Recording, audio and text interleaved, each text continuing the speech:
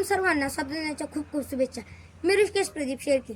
आजचा दिवस प्रत्येक भारतीयाच्या मनात अभिमान आणि देशभक्तीची भावना निर्माण करून देणारा दिवस आहे. आज आपण येथे भारताचा स्वातंत्र्य दिन मोठ्या उत्साहाने साजरा करण्यासाठी जमलो आहोत. 15 ऑगस्ट 1947 हा भारताच्या इतिहासातील सुवर्ण अक्षरांनी लिहिलेला दिवस आहे. कारण या दिवशी जवळपास 200 वर्षांच्या ब्रिटिश राजवटीतून आपल्या भारत देशाला स्वातंत्र्य मिळाले. पण हे स्वातंत्र्य आपल्याला काही सहज मिळाले नाही. हे स्वातंत्र्य मिळण्यासाठी आपल्या अनेक असंख्य सैनिकांनी आपल्या सुखाचा, कुटुंबाचा आणि प्रसंगी आपल्या प्राणांचाही त्याग केला. महात्मा गांधींनी सत्य आणि अहिंसेच्या मार्गाने स्वातंत्र्याची चळवळ उभी केली. नेताजी सुभाषचंद्र बोस यांनी स्वातंत्र्याच्या लढ्यासाठी प्रेरणा दिली. भगतसिंग, राजगुरू आणि सुखदेव यांसारख्या क्रांतिकारकांनी हसत हसत आपल्या प्राणांचे बलिदान दिले. लोकमान्य टिळक, सरदार वल्लभभाई पटेल, पंडित जवाहरलाल नेहरू आणि असंख्य ज्ञात अज्ञात स्वातंत्र्य सैनिकांचे योगदानही आपण कधीही विसरू शकत नाही.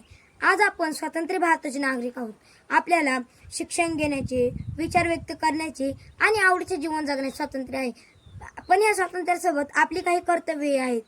आपण आपल्या देशाच्या संविधानाचा आणि राष्ट्रध्वजाचा आदर केला पाहिजे.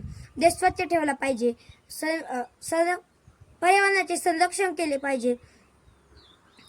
धर्म, जात किंवा प्रांत यांवरून भेदभाव न करता सर्व भारतीयांना आपले भाऊ बहीण मानले पाहिजे. कारण आपली विविधता हीच आपल्या भारताची खरी ताकद आहे. आपला भारत देश हा केवळ नकाशावर दिसणारा देश नाही, तर हा शूरसैनिकांचा, मेहनती शेतकऱ्यांचा, वैज्ञानिकांचा, शिक्षकांचा, कामगारांचा आणि प्रत्येक भारतीयाचा देश आहे. सीमेवर सैनिक ऊन, वारा, पाऊस आणि बर्फ यांची पर्वा न करता आपल्या देशाचे रक्षण करतात. त्यांच्या या त्यागामुळे आज आपण आपल्या घरात सुखाने जीवन जगत आहोत.